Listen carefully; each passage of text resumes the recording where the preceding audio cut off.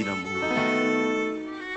Accomplis tes desseins glorieux dans la vie de ceux qui s'approchent de toi.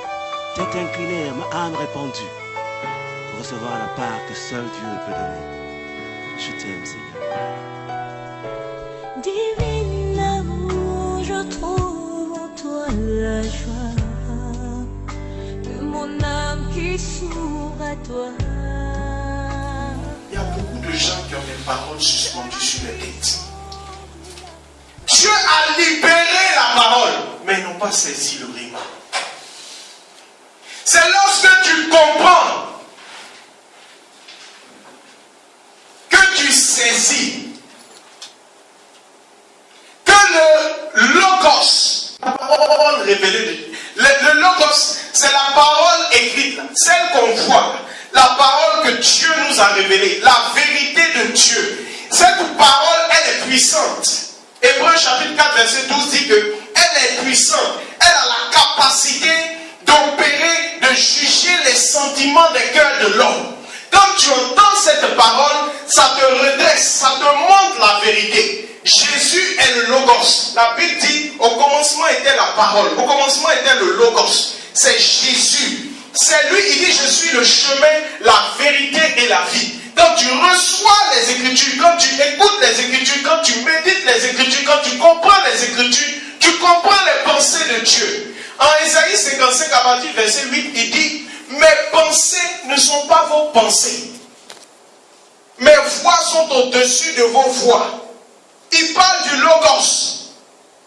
Il dit, mais ce Logos-là, quand il vient, tant qu'il n'est pas descendu au fond de la terre pour la féconder, pour la faire germer, il ne revient pas à moi. Mais quand il revient là, il revient en Réma.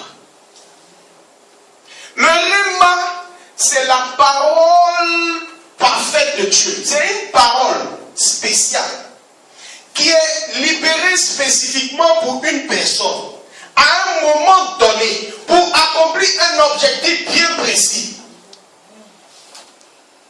Le Réma là, c'est pour toi. Le Logos, c'est pour tout le monde.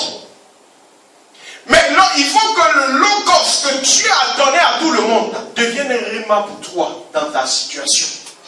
Amen. Je vous explique. Un jour, j'ai commencé à me sentir mal, à avoir de la fièvre, à avoir mal à la tête. En bon africain, j'ai dit, ça doit être un palu. Je vais prendre un médicament, je vais me coucher. Dès que j'ai poussé ma tête, le Saint-Esprit m'a rejoint. Il m'a donné une parole. Il dit, il envoie sa parole pour les guérir. Le psaume 107, verset 20. Il dit, il envoie sa parole pour les guérir. Donc je me suis levé en même temps. Et puis j'ai pris ma Bible et j'ai commencé à lire. Et dans ma méditation, j'étais à Romains chapitre 7. Donc je prends Romains chapitre 7 et je commence à lire Romains chapitre 7.